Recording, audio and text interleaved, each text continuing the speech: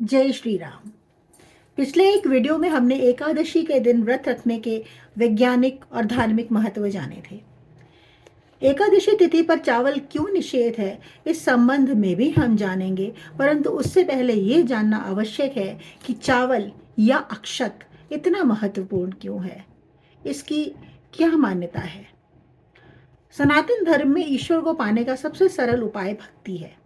भक्ति मार्ग पर चलकर व्यक्ति ईश्वर को प्राप्त कर सकता है। शास्त्रों में नियत है कि कलयुग में सुमिरन मात्र से ईश्वर को प्राप्त किया जाता है। इसके लिए निम्न श्लोक बेहद प्रचलित है। कलयुग केवल नाम आधारा, सुमिर सुमिर नर उतरहि पारा। इसका आशय यह है कि सुमिरन करने से व्यक्ति ईश्वर को प्राप्त कर सकता है। वहीं पूजा पाठ करने से तन और मन दोनों शुद्ध होते हैं, साथ ही आत्मा का मिलन परमात्मा से होता है। सनातन धर्म में पूजा पाठ का विशेष महत्व है। इसमें नाना प्रकार की चीजों का उपयोग किया जाता है। इनमें एक अक्षत है। ऐसा माना जाता है कि बिना अक्षत के पूजा सफल और संपूर्ण नहीं मानी जाती।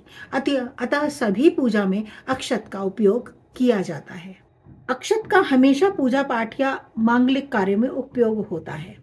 देवी देवता को अर्पण करना हो, हवन में डालना हो, विवाह हो, मुंडन हो या फिर और कोई संस्कार, अक्षत का प्रयोग हर जगह पर होता है। अक्षत पूजा पाठ का अभिन्न हिस्सा है। चावल यानी अक्षत पूजा के संकल्प से लेकर दक्षिणा के तिलक तक सभी जगह अक्षत का उपयोग आवश्यक है। के बिना माथे पर कुमकुम से लगाया गया तिलक भी अधूरा है। अक्षत यानी चावल यानी धान, ये लक्ष्मी को सबसे ज्यादा प्रिय है।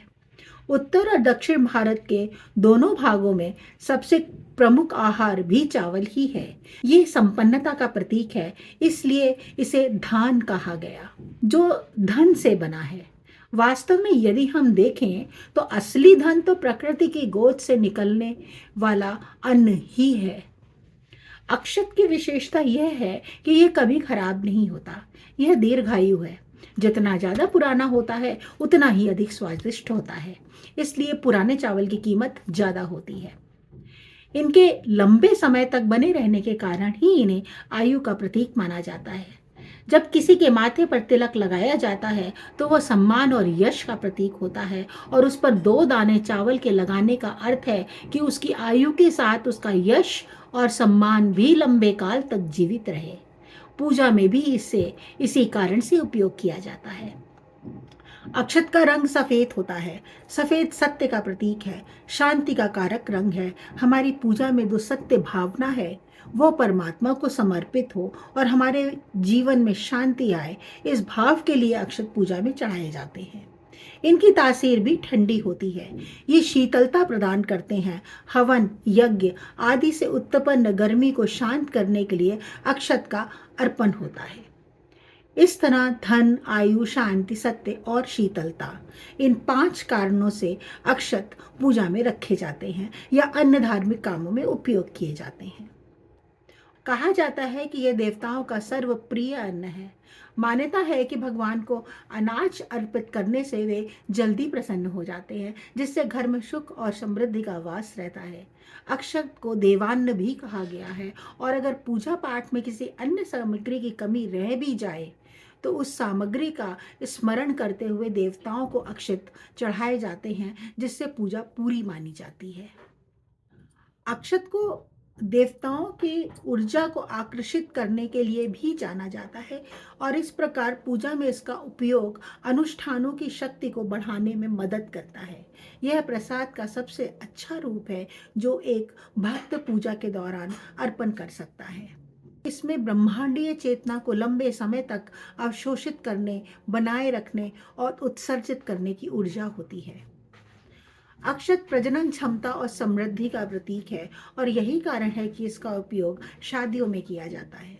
यह आमतौर पर शादी की रस्मों के दौरान दूल्हा और दुल्हन पर छिड़का जाता है, ताकि उन्हें आशीर्वाद दिया जा सके। वैदिक रीति से विवाह में धान का उपयोग भी इसलिए होता है।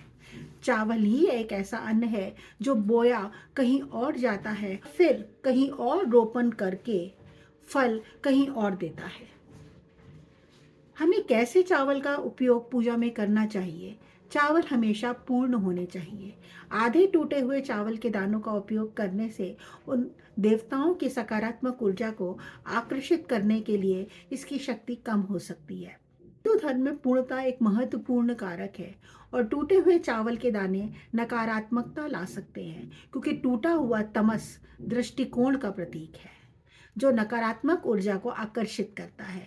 यही कारण है कि अक्षत में अखंडित चावल का उपयोग किया जाता है। ये थी अक्षत के संबंध में जानकारी। यदि आपको रुचिकर लगी और ज्ञानवर्धक लगी तो चैनल को लाइक सब्सक्राइब जरूर करिए। जय श्री राम।